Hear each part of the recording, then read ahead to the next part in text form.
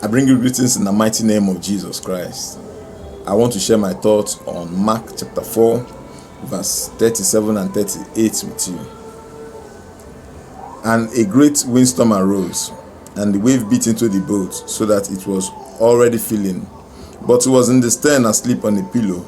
And they awoke him and said to him, Teacher, do you not care that we are perishing? The New King James Version.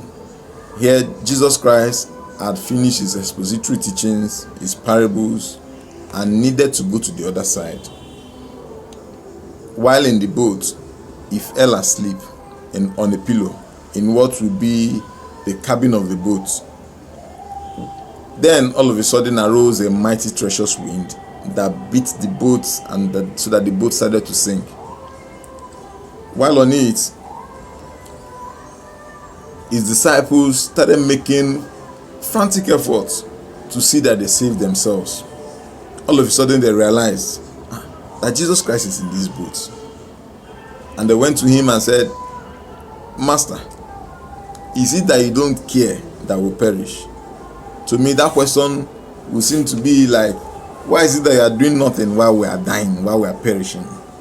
Many times we are faced with such situations when it seems as if that God is not showing up for us, when it seems as if that God is not shipping our desired testimonies and breakthrough to us.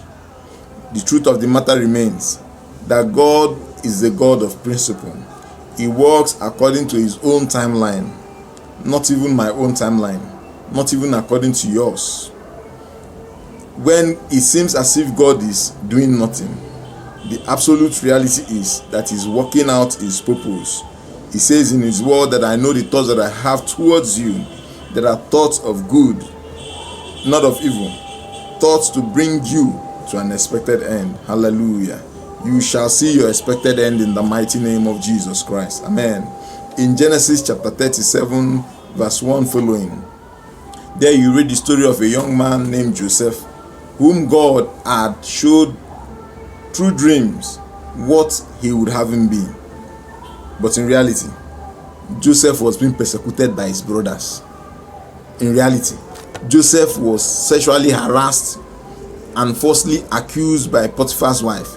In reality, Joseph was in prison. Was God doing nothing? No. God was working to see that he is reconciled with his brothers. God was working to see that he is presented before Pharaoh honorably. God was working to see that the then world depended and relied on him for their daily feeding. When a woman is pregnant, she faces all manner of discomfort, pains. In fact, the pains are compounded on the day of her delivery. Some of them, under the weight of pain, will curse. Some of them will ask, God, where are you?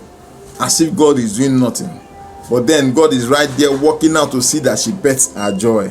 And when the joy comes, hallelujah, when she bears this joy, it becomes glorious. I pray for you, my brethren, that your testimony shall not be cut short in the mighty name of Jesus Christ. Amen. I say your testimony shall come forth fabulously in the mighty name of Jesus Christ. Amen. When it seems as if your prayers are pointless, when it seems as if your prayers are a complete waste of time, that nothing is showing forth, there is no result for it, listen to me. While Jesus was in the boat, he did not hear the cries, the raging of the storm. He did not hear the beating of the storm on the boat. But when his disciples called out to him, he heard them and he answered them. From this season henceforth, as you call upon the Lord will hear you and show forth for you in the mighty name of Jesus Christ. Amen. He will grant you your desired breakthrough in the mighty name of Jesus Christ. Amen. Your song shall be that I waited for the Lord, and he turned to me and heard my cry. Hallelujah. Amen. I love you, brother. I love you, sister. The Lord be with you. Amen.